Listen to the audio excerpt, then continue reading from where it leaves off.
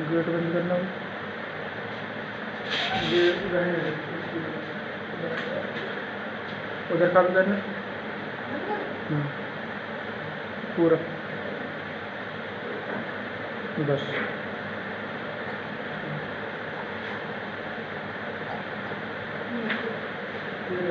कितना आ रहा हूँ पूरा इतना सही। हेलो दोस्तों,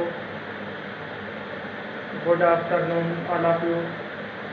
आज हम आपको एक और वीडियोज लेके आए हैं, जैसा कि मैंने इससे पहले आपसे कहा था।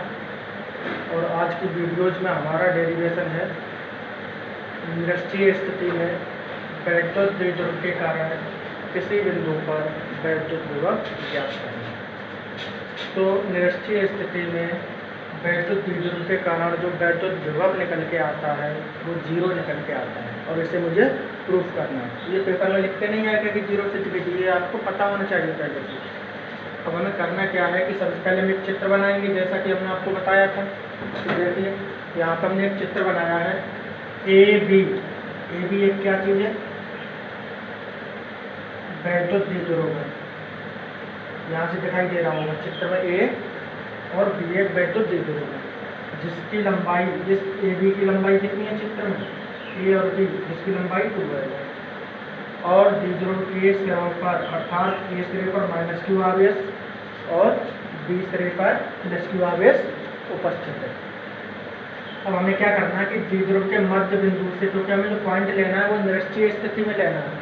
तो निरक्षीय स्थिति का मतलब है कि इस रेखा का हम क्या करें, लंबार तक करें। लंबार तक का मतलब है कि हम आगे से ज़्यादा दूरी लेके इधर से एक चाप लगाएं और नीचे, ऐसे ही इधर से एक चाप लगाएं और इधर से लगाएं। तो दोनों रेखाएं आपस में जहाँ पर कट करेंगी वहाँ से एक सीधी लाइन खींच लेंगे। तो इस तरीके से हमारी सीधी लाइन आएगी। तो हम क्या करेंगे कि निरक्षीय स्थिति में, निरक्षीय स्थिति का मतलब है कि द्विध्रुव के मध्य बिंदु ओ से ऊपर की ओर या नीचे की ओर एक बिंदु लेंगे, और उस बिंदु पर हमें क्या ज्ञात करना रहेगा, वैद्युत विभव ज्ञात करना रहेगा। तो हमने क्या किया कि द्विध्रुव के मध्य बिंदु ओ से ऊपर की ओर r दूरी पर एक बिंदु P लिया है, और हमें इस बिंदु P पर वैद्युत विभव का मान ज्ञात करना है। अब हम क्या करेंगे कि इसमें ये हमारे जो वैद्युत विभव है ये एक अदिश राशि है। तो अदिश राशि में हम बिंदु P पर दिशा नहीं दिखाएंगे, क्योंकि अदिश राशि में दिशा नहीं होती है, केवल परिमाण होता है। तो यहाँ पर हम क्या करेंगे, बिंदु P पर कोई भी डायरेक्शन नहीं दिखाएंगे। अगर ये सदिश राशि होती तो हम इसकी डायरेक्शन शो करते, तो इसकी डायरेक्शन क्या है। अब देखिए हमने चित्र में क्या लिखा है कि माना ए बी एक वैद्युत द्विध्रुव है जिसकी लंबाई 2l है। द्विध्रुव के मध्य बिंदु O से ऊपर की ओर r दूरी पर एक बिंदु P लिया है, जहाँ पर हमें वैद्युत विभव ज्ञात करना है। अब देखिए चित्र में ध्यान से देखें तो समकोण त्रिभुज AOP, ये समकोण त्रिभुज दिखाई दे रहा है। तो समकोण त्रिभुज AOP में अगर हम फार्मूला लगाएंगे कौन सा, पाइथागोरस प्रमेय, तो हम AP का मान ज्ञात कर सकते हैं। या समकोण त्रिभुज BOP में अगर पाइथागोरस प्रमेय लगाएं तो BP का मान ज्ञात कर सकते हैं। तो हम क्या करेंगे, समकोण त्रिभुज AOP में पाइथागोरस प्रमेय लगाएंगे। पाइथागोरस प्रमेय क्या होती है, कर्ण का स्क्वायर इक्वल टू आधार का स्क्वायर प्लस लंब का स्क्वायर, या hypotenuse square equal to base square into perpendicular square. चित्र में अगर हम ध्यान से देखें तो कर्ण का मान कितना है, AP है, और आधार का मान AO है, और लंब का मान OP है। क्योंकि लंब हमें कैसे पता लगे, ये एंगल थीटा मान लेंगे। तो थीटा के सामने वाली जो भुजा होती है वो लंब होती है। तो लंब का मान कितना है चित्र में, OP है। तो कर्ण का स्क्वायर इक्वल टू आधार का स्क्वायर प्लस लंब का स्क्वायर, या AP square equal to AO square plus OP square. अब चित्र में अगर हम देखें तो AO इसका मान कितना है, L, ये देखो, और OP का मान कितना है, R है। तो इस जगह मान रखेंगे तो L square plus R square. अब हमें क्या करना है, यहाँ से AP निकालेंगे तो under R square plus L square. अब हमें क्या करना है कि चित्र में अगर हम देखें समकोण त्रिभुज AOP या BOP में लगाएं तो जितना हमारा AP निकल के आएगा उतना ही हमारा BP निकल के आएगा, अर्थात AP equal to BP equal to under R square plus L square. अब देखिए हमें क्या करना है, माइनस Q आवेश के कारण बिंदु P पर वैद्युत विभव, तो माइनस क्यू आवेश के कारण अगर हम बिंदु P पर वैद्युत विभव लगाएंगे तो दोस्तों इससे पहले हमने आपको एक फार्मूला बताया था कि बिंदु आवेश के कारण r दूरी पर जो वैद्युत विभव का सूत्र होता है वो क्या आता है, B इक्वल टू 1/4πε0 के और कितना Q/r²। ये फार्मूला निकल के आता है।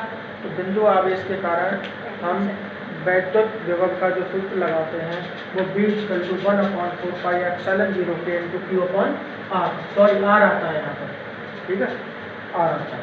तो माइनस क्यू आवेश के कारण बिंदु P पर वैद्युत विभव B इक्वल टू, मतलब बिंदु P पर निकालना है किसके, माइनस क्यू आवेश के कारण, तो हम क्या करेंगे, BA इक्वल टू 1/4πε0 के इंटू माइनस Q/AP। माइनस चिन्ह क्यों लिया है, क्योंकि जो वैद्युत विभव है वो अजस्थ राशि है और अजस्थ राशि में आवेश को चिन्ह से यूज करते हैं। तो माइनस Q/AP, AP का मान कितना आया था, √r² प्लस l², और जो माइनस चिन्ह है वो हम यहाँ पे लिया है।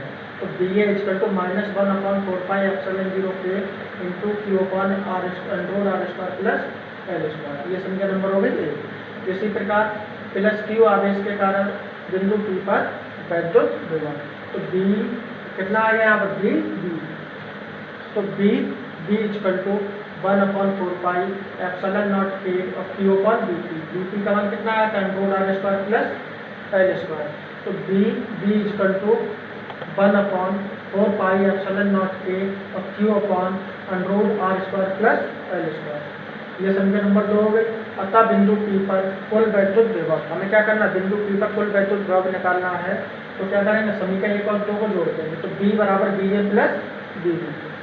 अतः B बराबर, अब BA का मान कितना आया था, -1/4πε0 के Q/√r² प्लस l², और BB का मान ये रख दिया, तो BA का मान तो ये लगा दिया और ये BB का मान लगा दिया। अब देखिए ये माइनस का ये प्लस का दोनों इक्वल हैं, दोनों स्टेप, तो क्या होगा, कट जाएंगे आपस में, और कटने के बाद कितना आ जाएगा, 0 आ जाएगा। तो B इक्वल टू कितना आ गया, 0, यही हमें सिद्ध करना था। अतः निरक्षीय स्थिति में जो वैद्युत विभव का सूत्र आता है वो B इक्वल टू 0 आता है। तो इस प्रकार हम इस डेरिवेशन को आसानी से प्रूव कर सकते हैं। तो इस प्रकार ये डेरिवेशन हमारा सिद्ध हो गया। इसके बाद हम और आपको वीडियोज अपलोड करेंगे और हम बहुत सारी वीडियोज आपको बनाएंगे, आपको कोई प्रॉब्लम नहीं आएगी। अतः हमारी वीडियोज को अंत में लाइक करना और सब्सक्राइब करना ना भूलें। Thank you, best of luck, bye bye.